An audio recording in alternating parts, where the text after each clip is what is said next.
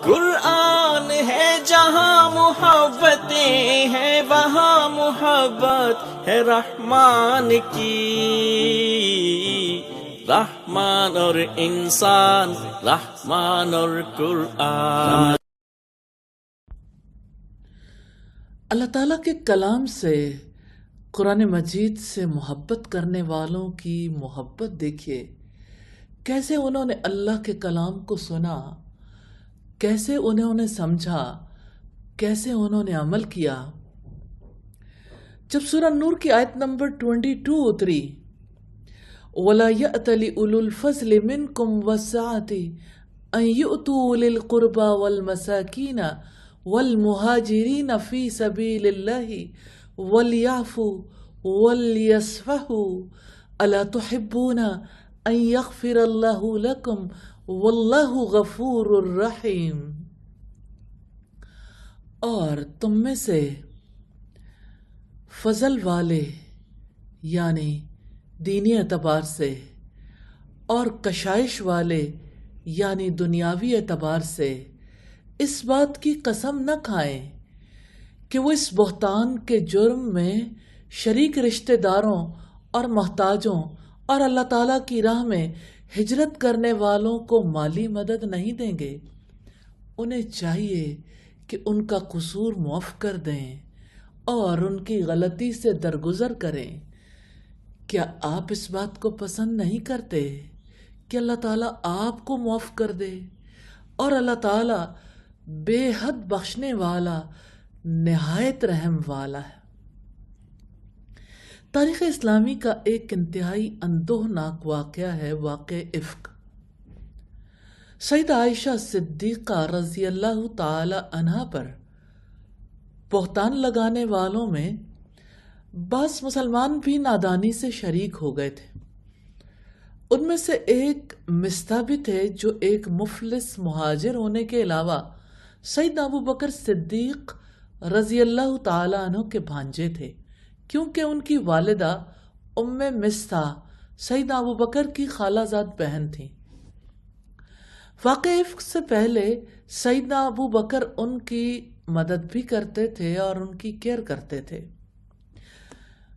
جب بہتان لگا اور وہ طوفان تھم گیا اور سیدہ عائشہ صدیقہ رضی اللہ تعالی عنہ کی برات آسمان سے نازل ہو چکی تو سیدنا ابو بکر صدیق نے قسم کھائی آئندہ میں مستہ کی امداد نہیں کروں گا. اس پر یہ آیت نازل ہوئی کہ اللہ تعالیٰ نے جنہیں دین میں فضل عطا کیا اور دنیا کی وسعت عطا کی ہے، انہیں اس بات کی قسم نہیں کھانی چاہیے. ان کے لائق نہیں ہے، ان کا ظرف بڑا ہے، ان کے اخلاق بلند ہونے چاہیے. کیونکہ جو رشتہ دار محتاج ہیں اور جنہوں نے اللہ تعالیٰ کی خاطر وطن چھوڑا ہے، اگر ان کی مدد چھوڑ دیں گے تو یہ بزرگوں کا اور بہادروں کا کام نہیں ہے. اگر قسم کھا لی ہے تو قسم پوری کر دیں، کفارہ ادا کر دیں. آپ کی تو یہ شان ہونی چاہیے کہ خطا کاروں کی خطاؤں سے درگزر کریں. اگر آپ درگزر کرو گے تو کیا آپ اللہ تعالیٰ سے عفو درگزر کی امید نہیں رکھتے؟ اگر آپ چاہتے ہیں کہ آپ کی غلطیاں معاف کر دی جائیں تو آپ کو بھی لوگوں کی غلطیاں معاف کرنی چاہیے. اس میں تخلق باخلاق اللہ کی تعلیم ہے. سیدنا ابو بکر صدیق رضی اللہ تعالیٰ عنہ نے سنا الا تحبون ان یغفر اللہ لکم، کیا تم نہیں چاہتے کہ اللہ تعالیٰ آپ کو معاف کر دے؟ تو فوراً بول اٹھے بلا واللہ انی لاحب ان یغفر اللہ لی. کیوں نہیں، اللہ کی قسم میں تو یہ چاہتا ہوں کہ اللہ تعالیٰ مجھے معاف کر دے. اور ایک روایت کے الفاظ یہ ہیں بلا یا ربنا انا نحب، بے شک اے ہمارے رب ہم ضرور یہ پسند کرتے ہیں. یہ کہہ کر وہ مصطح کی جو امداد کرتے تھے انہوں نے جاری کر دی، اور بعض روایات میں پہلے سے بھی دگنی کر دی۔ یہ صحیح بخاری کی روایت ہے 6679 نمبر پر۔ سیدنا ابو بکر صدیق رضی اللہ تعالی عنہ کی قرآن سے محبت ہم نے دیکھی۔ ادھر سے وحی نازل ہوئی، ادھر سے دل بچ گیا، حالانکہ واقعہ بہت بڑا تھا۔ یا اللہ ہمیں بھی قرآن کا ایسا تعلق، ایسی محبت نصیب کر دے، ہمیں بھی اسی طرح سے قرآن مجید پر عمل کرنے والوں میں شامل فرما لے، آمین ثم آمین۔ قرآن سے محبت کرنے والے بھی کیسے عظیم لوگ تھے، آج بھی ایسے لوگ پائے جاتے ہیں۔ قرآن سے محبت کرنے والے قرآن پر عمل کرتے تھے۔ عمل کے بارے میں بات کرنے کتنی آسان ہے اور عمل کرنا کتنا مشکل ہے۔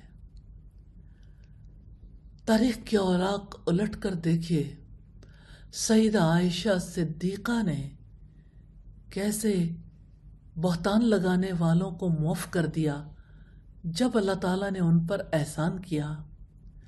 منافقوں نے جب سیدہ عائشہ پر بہتان لگایا تو ان کے اس پروپیگنڈے میں حضرت حسان بھی آ گئے۔ مسروق فرماتے ہم سیدہ عائشہ کی خدمت میں حاضر ہوئے تو سیدنا حسان بن ثابت ان کو شعر سنا رہے تھے اور کہہ رہے تھے، حسان رزان ما تظن بریبت وتصبح غرسی من لحوم الغوافل۔ وہ سنجیدہ اور پاک دامن، کبھی اس پر تہمت نہ ہوئی، وہ ہر صبح بھوکی رہتی ہیں اور اپنی نادان بہنوں کا گوشت نہیں کھاتی۔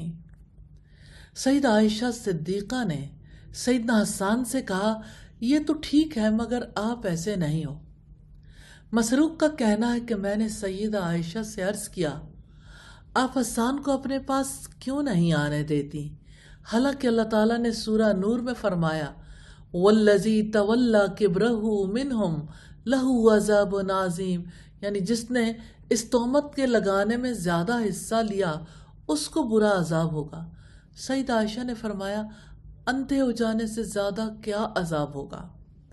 آپ نے پھر سیدنا حسان کی تعریف کی، إِنَّهُ كَانَ يُنَافِحُ او یہاجی یا رسول اللہ صلی اللہ علیہ وسلم۔ حسان رسول اللہ صلی اللہ علیہ وسلم کے ہمراہ کافروں سے مقابلہ کرتا اور مشرکوں کی حجب کرتا تھا۔ اتنے بڑے حادثے کے بعد سیدہ عائشہ کا مقام کتنا بلند ہے، انہوں نے کیسے اسی شخص کی تعریف کی جس نے ان پر اتنا بڑا بہتان لگایا